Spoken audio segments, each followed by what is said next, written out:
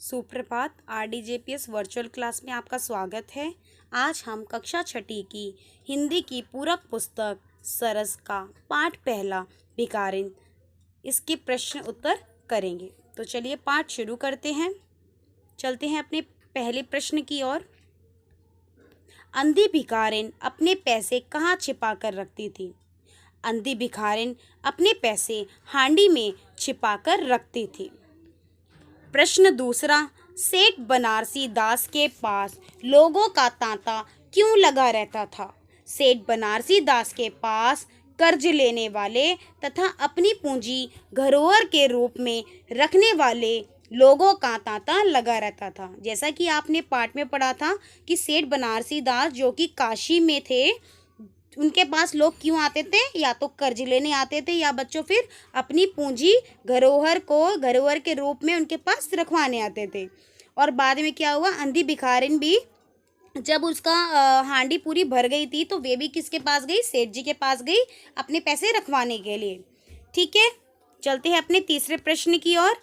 अंधी बुढ़िया सेठ जी के पास क्या जमा कराने गई?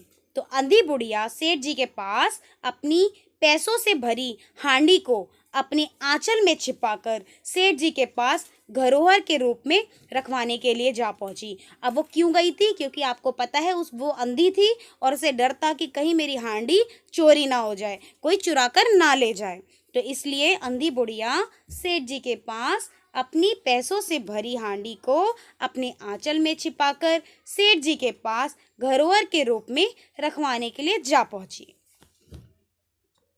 चलते हैं अपने चौथे प्रश्न की ओर। अंधी बुढ़िया को सेठ जी पर क्रोध क्यों आ रहा था?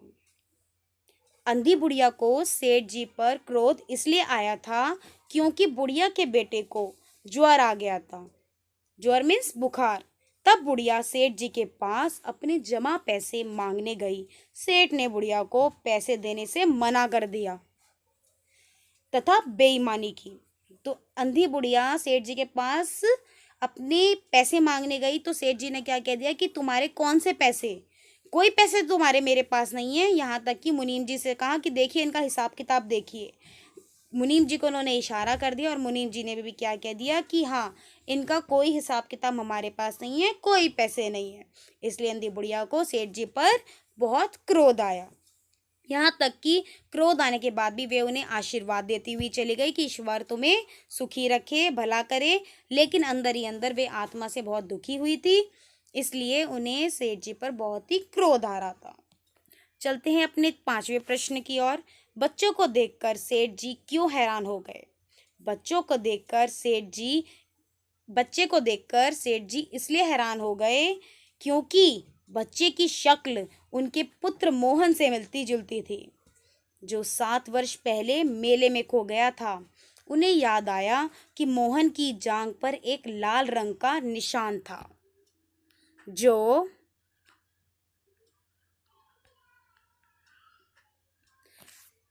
अंधी के बच्चे के पांव पर भी वही निशान था। उन्हें यह विश्वास हुआ कि यह बच्चा उन्हीं का है।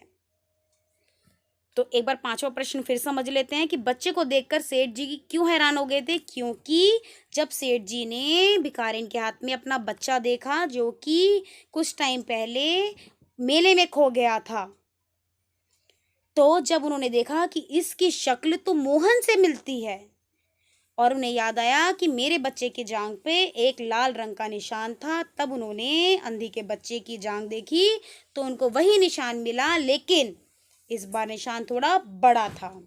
वो निशान क्यों बड़ा था? क्योंकि मोहन भी अब थोड़ा बड़ा हो गया था। अंधी के बच्चे के पाँव पर भी वही निशान मिला और उन्हें विश्वास हुआ कि यह बच्चा तो उन्हीं का है जो मेले में खो गया था। प्रश्न 6, सेठ जी अंधी भिखारिन को लेने उसकी झोपड़ी में क्यों गए? सेठ जी अंधी भिखारिन को लेने उसकी झोपड़ी में इसलिए गए क्योंकि जब बच्चे का ज्वर मीन्स बुखार उतर गया तो बच्चे ने माँ को याद किया और बच्चे ने सेठानी को देखकर मुंह फेर लिया। बच्चे ने अंधी बूढ़ी माँ को पास ना पाकर उसका ज्वर फिर बढ़ने लगा, इसलिए सेठ जी अंधी की झोपड़ी में गए। सेठ जी अंधी भिखारिन को लेने इसलिए झोपड़ी में गए थे, जैसा कि मैंने आपको भी बताया, क्योंकि उनका जो बेटा था वो बीमार था। ठीक है, उसे बहुत तेज बुखार था। अब जब बुखार था, उसका बुखार नहीं उतर रहा था, दवाई दी डॉक्टर ने और उनका बुखार उतर गया, तो वे आँख खोलते ही अपनी माँ को याद करने लगा। बच्चे ने सेठानी देखकर मुंह फेर लिया। बच्चे ने अंधी बूढ़ी माँ को याद करा, बहुत याद करा। पास न देखकर उसका फिर बुखार और तेज बढ़ने लगा। इसलिए डॉक्टर ने कहा कि अगर अब इसकी जान बचाना बहुत मुश्किल है, इसलिए सेठ जी अंधी की झोपड़ी में गए और से झोपड़ी में जाकर अंधी से माफ़ी मांगी और कहा कि मेरे नहीं, अपने बच्चे के लिए मेरे साथ चलो, वो ज्वार में तप रहा है। अंधी भिखारिन स्वाभिमानी स्त्री थी। कैसे?